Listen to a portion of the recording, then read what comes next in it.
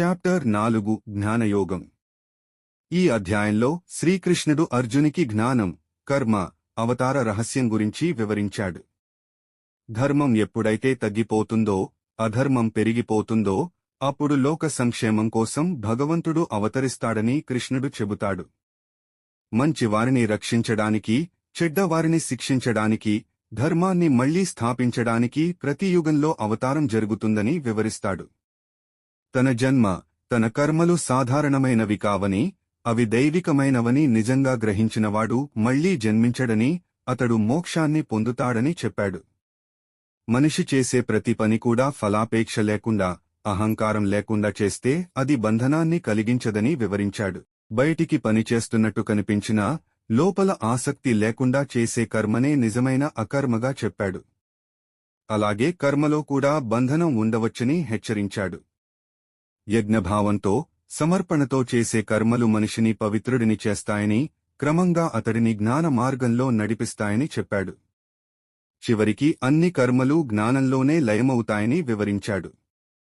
ఈ లోకంలో జ్ఞానంతో సమానమైన పవిత్రమైనది మరొకటి లేదని కృష్ణుడు స్పష్టం చేశాడు.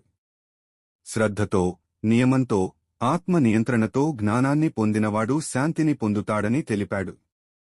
అజ్ఞానం అనే అంధకారాన్ని జ్ఞానం అనే ఖడ్గంతో చీల్చి, సందేహాలను తొలగించి, యోగంలో స్థిరంగా ఉండాలని అర్జునికి ఉపదేశించాడు. End of chapter 4.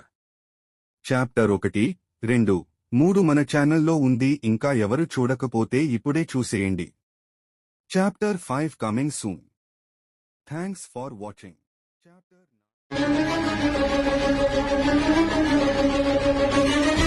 యదా యదా హి ధర్మస్య ఏ కాలమున గ్లానిర్భవతి భారత ధర్మమునకు హాని కలుగును, అభ్యుత్థానమధర్మస్య అధర్మము వృద్ధి నుండును, తదాత్మానం సృజామయ ఆయా సమయముల యందు పరిత్రాణాయ సాధూనాం నాశాయ చ దుష్కృతాం శిష్ట రక్షణ, దుష్ట శిక్షణ, ధర్మ సంస్థాపనార్థాయ ధర్మ సంరక్షణముల కొరకు సంభవామి యుగే యుగే. ప్రతి యుగమున అవతారము దాల్చుకున్నాను. సమస్త సమర్థ సనంద సహస్ర శతక్రాద సంహూతి సంహారాజయ వివర్త వినంత విమర్త వినీత హిమాశిఖర గీతార అవ్యయ ప్రణప్రియ.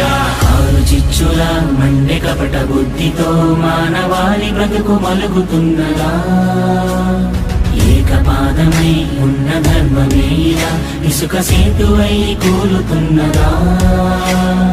ఆధరణి కన్నీరు తుడిచేందుకు నీరాగతే వేచె